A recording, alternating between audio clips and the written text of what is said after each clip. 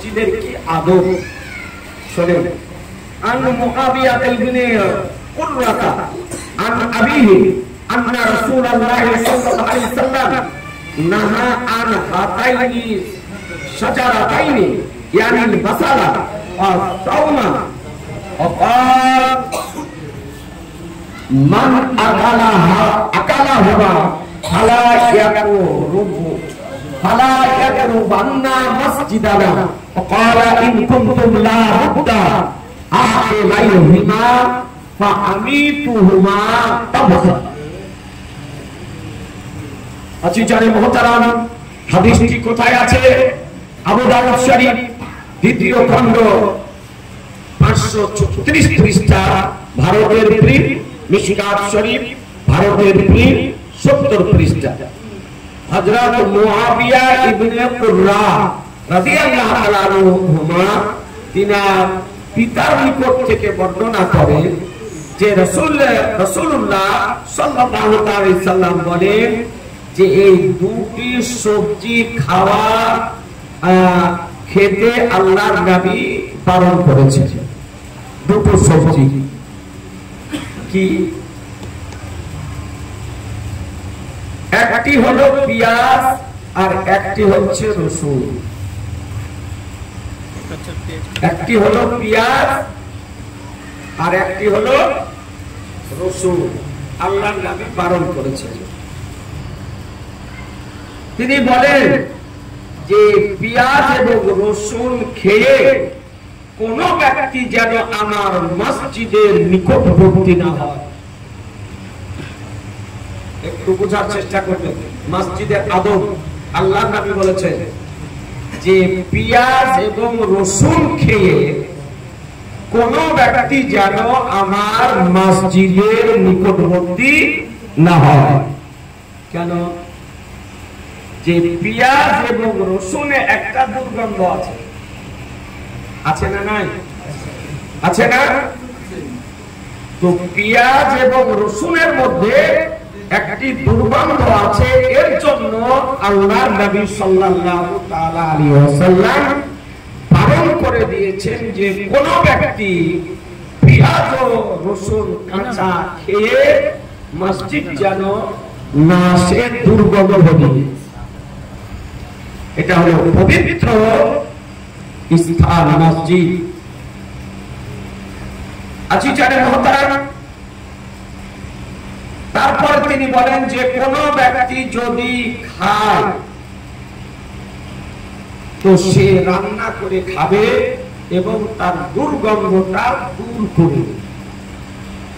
যে পেঁয়াজ রসুনের যে দুর্গন্ধ, এই দুর্গন্ধটা দূর করে সে মসজিদ আসবে। তাহলে হাদিস শরীফ থেকে একটি বিষয় জানা গেল যে কোন দুর্গন্ধযুক্ত জিনিস নিয়ে খোদার ঘর মসজিদে আসা হলো নিষেধ। আমরা কাঁচা পেঁয়াজ খাই, কাঁচা রসুনও খাই অনেকে।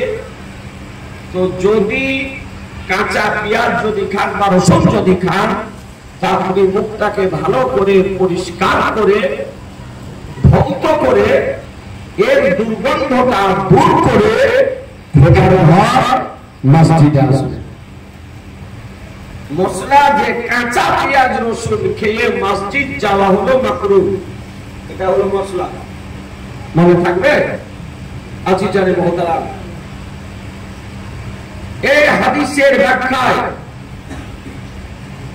আল্লামা আব্দুল হক মুহাদ্দিস দেহলভী রাহমাতুল্লাহ আলাইহি তিনি বলেন যে প্রত্যেক ওই জিনিস যে জিনিসে দুর্গন্ধ আছে, এই হাদিসের ব্যাখ্যা করেন, শুধু পেঁয়াজ রসুন নয়। তিনি ব্যাখ্যা দিতেছেন যে প্রত্যেক ওই জিনিস যে জিনিসের মধ্যে দুর্গন্ধ আছে তার হুকুম হলো ইহা।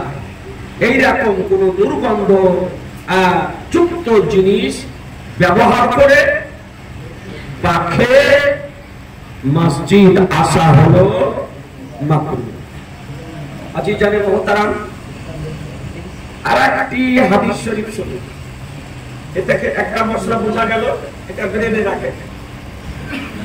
আল্লাহ নবী বলেন আনিল হাসানি বসরি মুরসালান ক্বালা ক্বালা রাসূলুল্লাহ সাল্লাল্লাহু আলাইহি ওয়াসাল্লাম ইয়াতি আলা নাসি জামানুন ইয়াকুনা হাদিসুহুম ফি মাসাজিদিহিম ফি আমরি দুনিয়াহিম ফালা তুজালিসুহুম ফালাইসা লিল্লাহি ফিহিম হাজাতুন।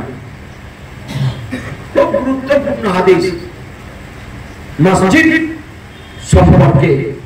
হাদিসটি মিশকাত শরীফের ৭১ পৃষ্ঠায় বর্ণিত হয়েছে। হযরত হাসান বসরি রাদিয়াল্লাহু তাআলা আনহু বর্ণনা করেন যে হুজুর সাল্লাল্লাহু আলাইহি সাল্লাম বলেছেন, এক জামানা, এক সময় এই রকম আসবে যে মানুষ মসজিদের মধ্যে দুনিয়াবি কথাবার্তা বলবে। দুনিয়াবি কথাবার্তা বলবে। আল্লাহ নবী বলছেন যে এইরকম একটি সময় আসবে যে সবাই মানুষ মসজিদে এসে মসজিদে বসে দুনিয়াবি কথাবার্তা বলবে, ঘর সংসারের কথাবার্তা বলবে, মাঠ ঘাটের কথাবার্তা বলবে, রাজনীতির কথাবার্তা বলবে, ফ্যামিলির গল্প করবে। এইরকম সময় একটি আসবে, আমার নবী গায়বের সংবাদদাতা, তিনি এই সংবাদ দিয়ে গিয়েছেন। আল্লাহ নবী বলেন যে ওই সময় তোমরা ওই ব্যক্তিদের পাশে বসো না, ওই যারা দুনিয়াবি কথা বলবে, পার্থিব কথা বলবে, ঘর সংসারের কথা বলবে, হাটে বাজারের কথা বলবে, মাঠে ঘাটের কথা বলবে, শহর বাজারের কথা বলবে। এই রকম ব্যক্তিদের নিকটে বসো না। আল্লাহ তাআলা ওই ব্যক্তিদের কোনো পরোয়া করেন না। এই হাদিস শরীফ থেকে একটি মশলা প্রমাণিত হলো যে খোদার ঘর মসজিদ, এই মসজিদের আদব হলো যে মসজিদে প্রবেশ করার পর দুনিয়াবি কথা বলা যাবে না। মনে থাকবে, পার্থিব কথা বলা যাবে না, ঘর সংসারে কথা বলা যাবে না, মাঠে ঘাটে কথা বলা যাবে না, হাট বাজারে কথা বলা যাবে না। এক কথা যে পার্থিব দুনিয়াবি কোন রকমের কথাবার্তা মসজিদে প্রবেশ করার পর বলা যাবে না। সেটা বকরিয়া মসজিদ হোক বা জুমা মসজিদ হোক। মনে থাকবে জি। এমন কি বর্তমান সময় মোবাইল আপনারা আমরা ইউজ করছি, ব্যবহার করছি। মসজিদ যখন প্রবেশ করবে মোবাইলের সুইচ অফ করে মসজিদ প্রবেশ করবে।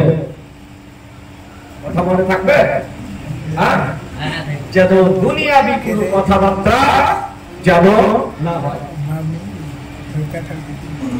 এই হাদিসের ব্যাখ্যায়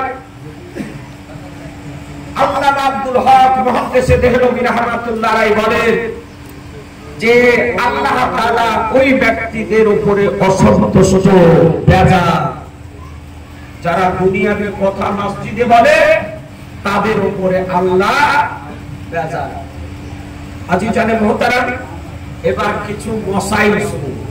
এটা কয়েকটা হাদিস শরীফ শোনালাম মসজিদ সম্পর্কে, এবার কয়েকটি মাসাইল শুনুন। এই হাদিসের ভিত্তিতে আপনার মাসাইল লিখতেছেন ফাকিহে মিল্লাহ মুফতি জালালউদ্দিন আহমদ আমজাদি रहमतुल्लाह अलैह, जे मस्जिद में कच्चा लहसुन और प्याज खाना या खाकर जाना जायज नहीं। मस्जिदे काঁচা পেঁয়াজ বা রসুন খাওয়া বা খেয়ে যাওয়া জায়েজ নয়। जब तक के बू बाकी हो, যতক্ষণ পর্যন্ত তার গন্ধটা দুর্গন্ধটা থাকবে। দুর্গন্ধটা দূর হয়ে গেলে জায়েজ। यही हुकुम हर उस चीज का है। यही रकम हुकुम प्रत्येक कोई जिनिसेर, जिसमें बू हो, যার মধ্যে দুর্গন্ধ আছে। जैसे बीड़ी सिगरेट पीकर या मूली खाकर जाना निज जिसको गंदा कहने की बीमारी हो या कोई बदबूदार दवा लगाई हो तो जब तक वो मुनक़ता ना हो इन सबको मस्जिद में आने की ममानियत है।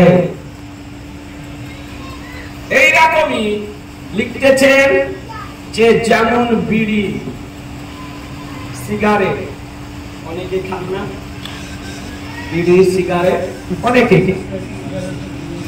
তো বিড়ি সিগারেট পান করে অথবা মুলি বলতে এই যে আমরা মুলাই বলি না, মুলাই ওতে একটা গন্ধ আছে না, হ্যাঁ মুলাইয়ের মধ্যে মুলাই খেয়ে এইরকমই দুর্গন্ধযুক্ত মুখ নিয়ে বা এইরকম কোন অসুখ যদি হয় যে অসুখের দ্বারা দুর্গন্ধ ছড়ায়, এইরকম কোন দুর্গন্ধযুক্ত আপনার শরীরে কোনো ঔষধ লাগিয়েছেন, যে কোনো অসুখের কারণে আপনার শরীরে দুর্গন্ধযুক্ত ঔষধ লাগিয়েছেন, তো এইরকম অবস্থায় যতক্ষণ পর্যন্ত তার দুর্গন্ধটা দূর না হবে ততক্ষণ পর্যন্ত সে ব্যক্তি যেন মসজিদ প্রবেশ না করে। এখন আপনারা আমরা অনেকে বিড়ি সিগারেট খান, অনেকে দেখা গেল মসজিদের বাইরে এসে বিড়ি ধরিয়ে দু চার টান মারলো, তারপর সঙ্গে সঙ্গে মসজিদ প্রবেশ করলো। মশলা হলো যে বিড়ি সিগারেট খাওয়ার পর মুখটাকে ভালো করে ব্রাশ করে পরিষ্কার করে যেন ওই দুর্গন্ধটা দূর হয়েছে। আপনার পাশে কোন মানুষ দাঁড়ালে সে যেন কষ্ট না পায়, নাকি বলছে হ্যাঁ, আপনার পাশে যে মুসল্লি দাঁড়াবে মুক্তাদি দাঁড়াবে সে যেন কষ্ট না পায়। বিড়ি সিগারেট খাওয়াটা হলো মুবাহ, বিড়ি সিগারেট খাওয়া হারাম নয় আর নাজায়েজ নয়, এটা হলো মুবাহ শরীয়ত। তবে শরীরের জন্য তাম্বাকু এটা হচ্ছে ক্ষতিকারক, যদি না খান আলহামদুলিল্লাহ সব থেকে ভালো। খাওয়াতে নিষেধ নেই আর আপনার খাওয়ারও নির্দেশ নেই, এটাকে বলা হয় মুবাহ চাই। তবে এর উপরে তাম্বাকুর উপরে যেমন বিড়ি সিগারেট জর্দা তাম্বাকু এই সমস্ত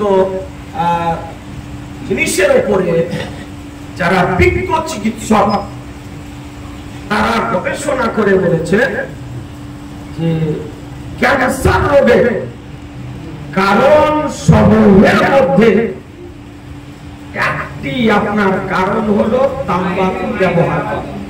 অতিরিক্ত যদি তাম্বাকু ব্যবহার করা হয় তো এতে ক্যান্সার রোগ সৃষ্টি করে, শরীরের জন্য ক্ষতিকারক। সুতরাং যারা অভ্যস্ত আছেন যদি ছেড়ে দিতে পারেন আলহামদুলিল্লাহ খুবই ভালো, আর যদি ছাড়তে না পারেন তবে যদি পান করেন তবে তার দুর্গন্ধটাকে दूर करे अपनी मस्जिद। इसी तरह मस्जिद में ऐसी माचिस और दिया सलाई जलाना जिसके लगाने में पूर्ति हो माना है।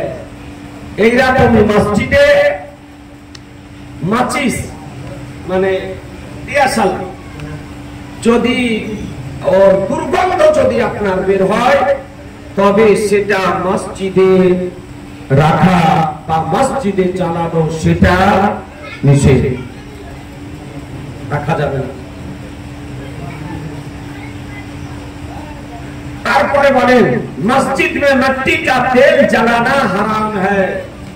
মসজিদে খোদার ঘরে কেরোসিন তেল জ্বালানো হলো হারাম। কেরোসিন তেল জ্বালানো যাবে না। কেন? কেরোসিন তেলের মধ্যে একটা দুর্গন্ধ আছে, আর খোদার ঘর মসজিদে কোন দুর্গন্ধযুক্ত জিনিস রাখা বা নিয়ে আসা বা ব্যবহার করা এটা শরীয়তে হলো নিষেধ। তো লিখতেছেন যে কেরোসিন তেল জ্বালানো হারাম, কিন্তু যদি তার দুর্গন্ধ দূর যদি করে দেওয়া যায় তবে সেটা জ্বালানো যায়। কেউ যদি কোনো পদ্ধতিতে কেরোসিন তেলের দুর্গন্ধ দূর যদি করে দিতে পারে, দূর করে দেওয়ার পর জ্বালাতে পারে, সেটা যায়। কিন্তু আমাদের পক্ষে কেরোসিন তেলের দুর্গন্ধ দূর করা সম্ভব নয়। সুতরাং মসজিদে কেরোসিন তেল জ্বালানো যাবে না। মনে থাকবে, কেরোসিন তেল জ্বালানো যাবে। ফাতাওয়া গাজালিয়া তৃতীয় খণ্ড আপনার 598 পৃষ্ঠার মধ্যে এই ফতোয়াটি বর্ণিত হয়েছে। मस्जिद से मुत्तासिल कोई मकान मस्जिद से बराद हो तो हर्ज नहीं। আপনি এই মসজিদ নির্মাণ করেছেন, মসজিদ সংলগ্ন কারো যদি বাড়ি মসজিদের চেয়ে উঁচু যদি হয়, আপনার মসজিদ একতলা, কারো বাড়ি যদি মসজিদের পাশে দুতলা যদি হয়, তবে কি কোনো ক্ষতি হবে? তো বলছেন যে না, তাতে কোনো ক্ষতি নেই। এই জন্য मस्जिद इन जाहिरी दीवारों का नाम नहीं, मस्जिदे प्रकाश्य ऑलेर नाम नয়। এই যে অলটা দিয়েছে মসজিদের, এই অলটার নাম মসজিদ নয়। তাহা তো সূরা থেকে আরশে একেবারে আরশে মাল্লা পর্যন্ত এটা হচ্ছে মসজিদ। আপনার সেটা কাঠি দিয়ে করে, টিন দিয়ে করে, বা মাটি দিয়ে করে, বা পাকা দিয়ে করে, এই অলটার নাম শুধু মসজিদ নয়, তাহাতুর সূরা থেকে আরশে ইলাহি পর্যন্ত পুরা মসজিদ। সুতরাং মসজিদ সংলগ্ন কোন ব্যক্তি যদি দোতলা বাড়ি যদি করে বা তিনতলা করে, তাতে মসজিদের কোনো ক্ষতি হবে না। बल्कि इस जगह के